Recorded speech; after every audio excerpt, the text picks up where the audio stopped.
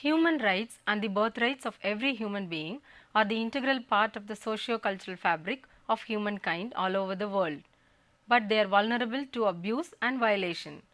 It is the duty of the nations to protect and sustain these rights as constitutional measure. The situation in most of the third world countries is quite disturbing. The economically weaker segments of the population suffer much in their daily lives. This is due to flagrant violation of human rights by many groups. People having influence and the people belonging to higher castes are the culprits. They indulge in such violations because they are partial in one way or the other.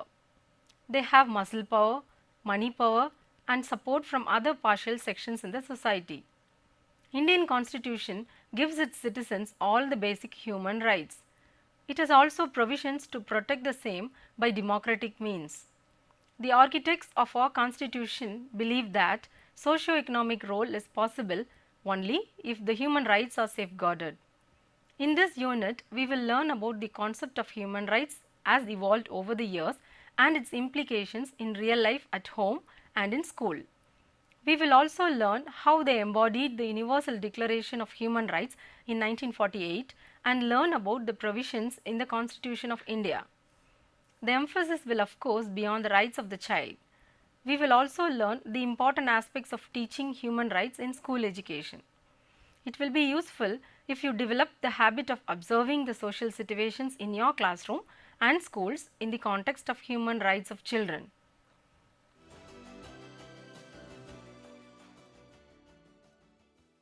All men and women are equal partners in a society. They live and grow up here. Members of a society depend upon one another. All the activities of men and women, big or small, revolve around the societal system. As a matter of fact, all human beings are members of the same species. They are equal insofar as their rights and dignity are concerned. They are motivated with reason and consciousness. The concept of human rights has emerged out of mankind's reasoning and conscience.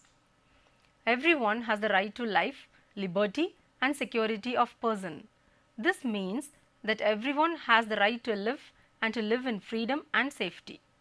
The societies are governed by the political system which exercise control over the actions of its members, institutions and organizations, both formal and informal. Chosen members of society constitute government. The government functions according to the laws passed by the society. A law is a general rule of the external human action enforced by an authority or the government, and human rights are no exception to it. The responsibility of every government is to ensure and protect the human rights of its citizens.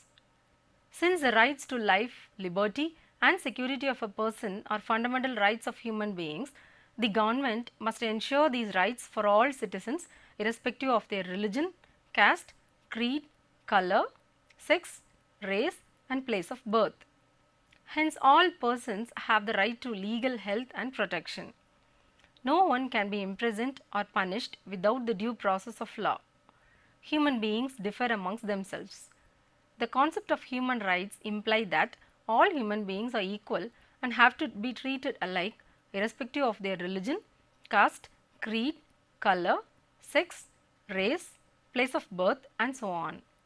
Society defines roles to its members, institutions and organizations. In the performance of these roles, tangible decisions affecting the life of individuals on the basis of individual differences are taken. A reputed school is making admission. The seats are limited and the applicants are numerous. All the children seeking admission vary amongst themselves on various attributes like intelligence, achievements and motivations. The concept of right to equality implies that The school authorities should consider the applications of all children irrespective of their religion, caste, creed, color, sex, race, place of birth, and may make proper selection on the basis of other specified attributes like intelligence, achievements, and motivation.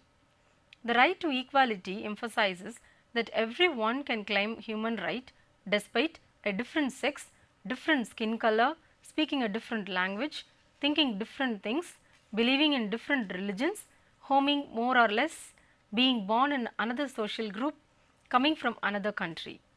The cardinal aim of all societies and their government is to ensure the fullest development of human personality. Right to live is the natural right of human beings, but the human right to live with dignity is very fundamental, and the constant growth in the number and the scope of human rights is the outcome of the concern of the national and international organizations to secure all human beings the right to live with dignity on this earth. A child has the right to life, liberty and security, the right to education, health and other rights which contributes towards his or her leading a more dignified life. Everyone has the right to education. Hence, every child has the right to go to school. Moreover, education shall be free at least in the elementary stages. Everyone has the right to help. In particular, every child has the right to grow to obtain love and care from the family or from government. His or her health has to be protected and cared for all causes. In fact, the rights such as right to education, right to health and other rights have been instituted to secure to all human beings not only the right to live, but right to live with more dignity. The cardinal principles of human rights are equality and dignity. It is the duty of all governments and members of society to ensure equal opportunities to all children to get education and health and serve other rights, and these rights will be granted assuring the dignity of the individual. There should be no compromise on this count because all these rights have been enshrined in the Constitution of India discussed later. A child's right to life, education, health and dignity are absolute and unfettered. While it is for government to perform its constitutional obligations, we as members of the society are morally bound to create a conducive atmosphere and an ideal situation wherein all children and other weaker sections of the society could be able to develop themselves physically, mentally, socially and would lead a happy life. This would be the first step for creating an understanding and awareness of our right and respect for the rights of others.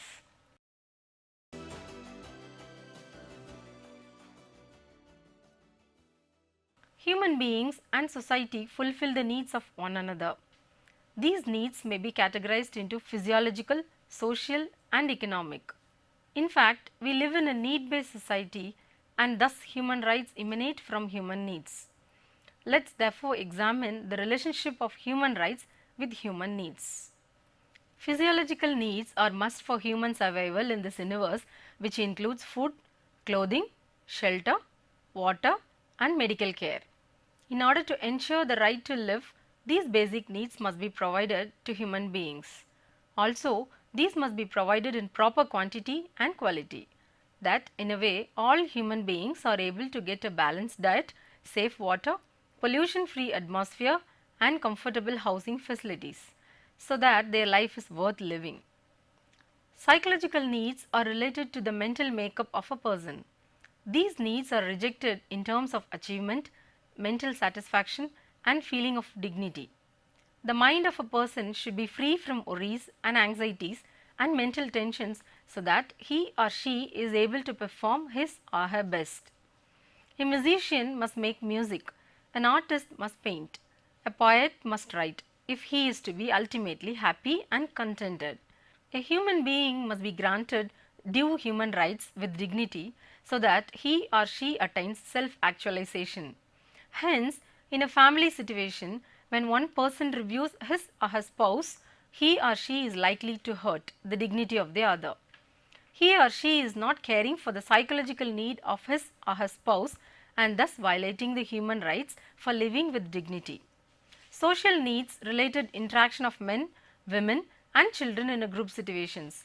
A child needs protection from outside dangers and may hide himself or herself in the lap of his or her mother.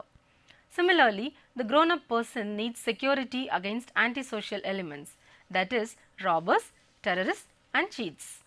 Society demands that all human beings should work in a conducive manner so that they develop a sense of belonging and identification with the society.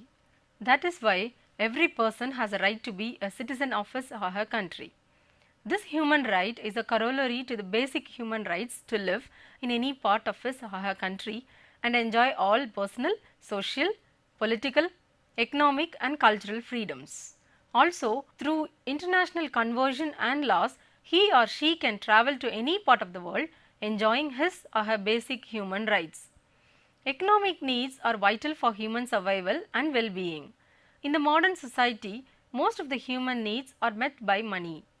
So much so that money has become the fundamental need of a person.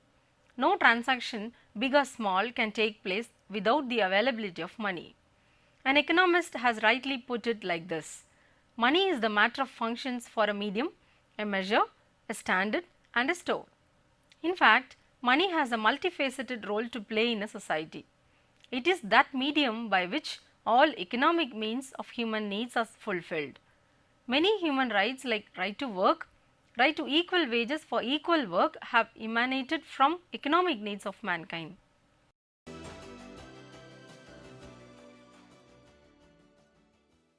The history of human rights may be traced to early slave revolts.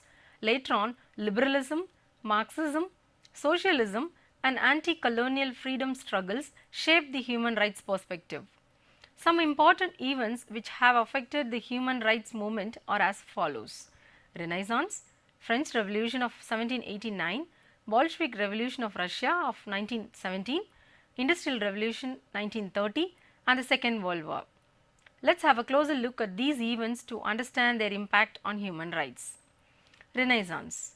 It is a name given to revival of learning which started in Italy and spread throughout Europe in the 15th and 16th centuries. It has greatly helped the invention of printing press, through which precious books were multiplied. As a result, the rights of human beings enunciated in the ancient books of wisdom of Greeks and others were embodied in a state polity and were renovated. These rights infused a feeling of right to live with dignity and self-determination among the masses. French Revolution. It was a collapse of an outdated socio-economic order. France was on the verge of financial bankruptcy because of the wars of Louis IV. The intellectual background of the revolution was prepared by the creative works of Voltaire and Rousseau. The French Revolution of 1789 stood for liberty, equality and fraternity. Bolshevik Revolution in Russia. Since the 19th century, the Tsar of Russia was ruling with ruthless authority. In 1917, a general strike was called and the army refused to fire on the strikers.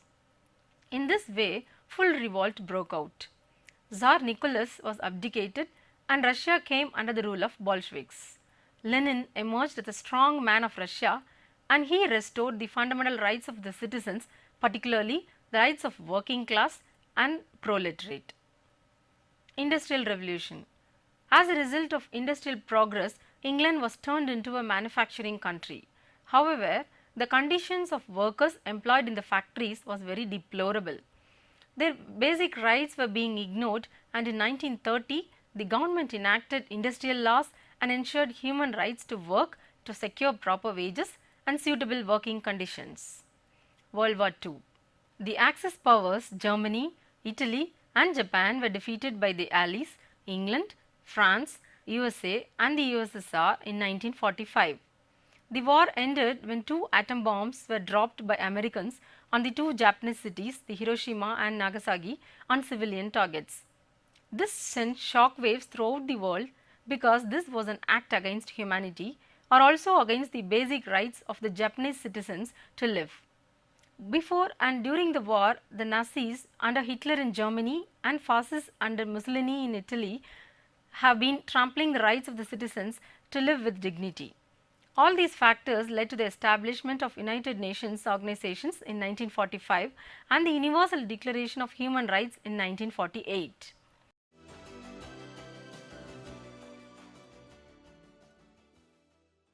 The history of human rights has the roles in all great events in the world, and it has sustained struggle for freedom and equality everywhere. The international community has grown and changed enormously during the course of 20th century. The aftermath of Second World War promoted the victors to try to assemble a forum, firstly to deal with some of the war consequences, and secondly to provide a way to prevent such appalling event in future. As a result, the United Nations was born. The magnitude of the task is still not clearly recognized. Former Secretary General U Thant saw in the promotion and protection of human rights in the essence of human freedom and program peace and prosperity. Of all the international attempts, the Universal Declaration of Human Rights 1948 has won a place of honor with the basic international code of conduct by which performance, promoting and protecting human rights is to be measured. Two more international instruments were concluded, namely International Covenant on Economic, Social and Cultural Rights, International Covenant on Civil and Political Rights. These documents were adopted in 1966 and came into force 10 years later.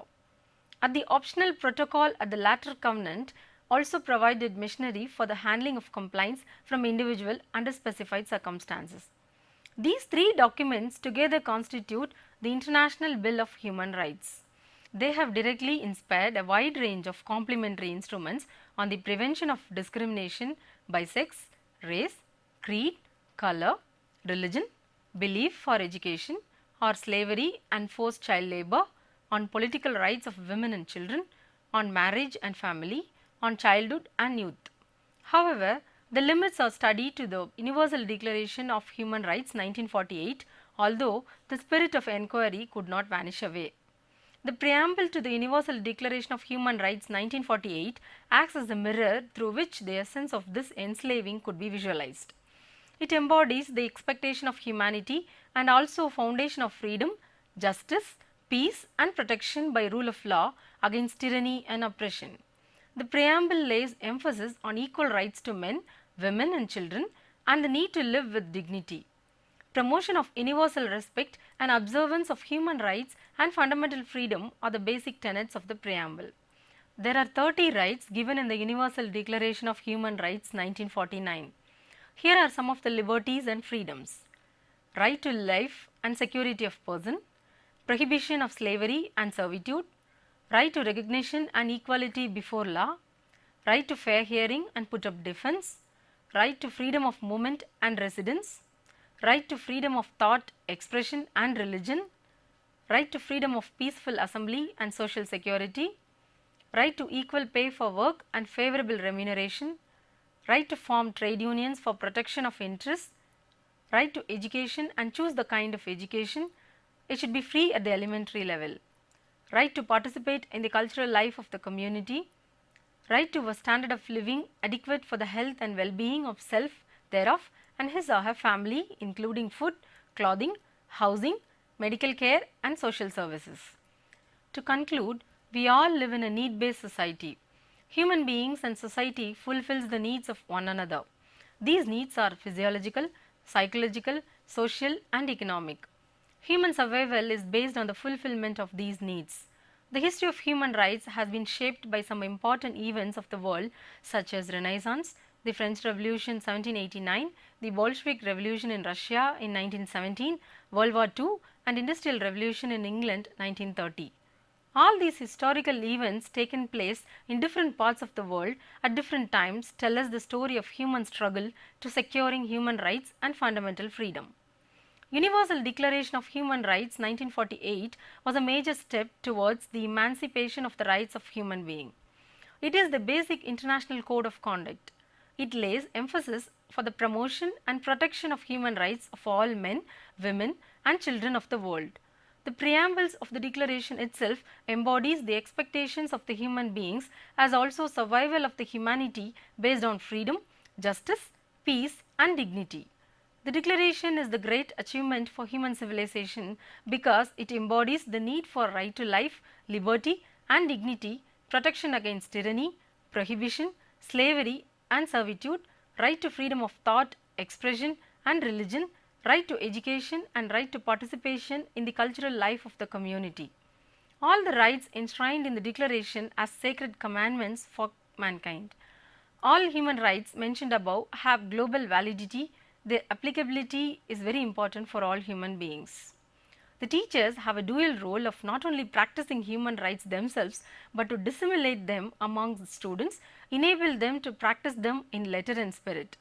By working through these precepts, a teacher must transform the teaching learning environment in classroom and school in such a way that students learn the principle and practice these rights by emulating the attitude and behavior of their teacher.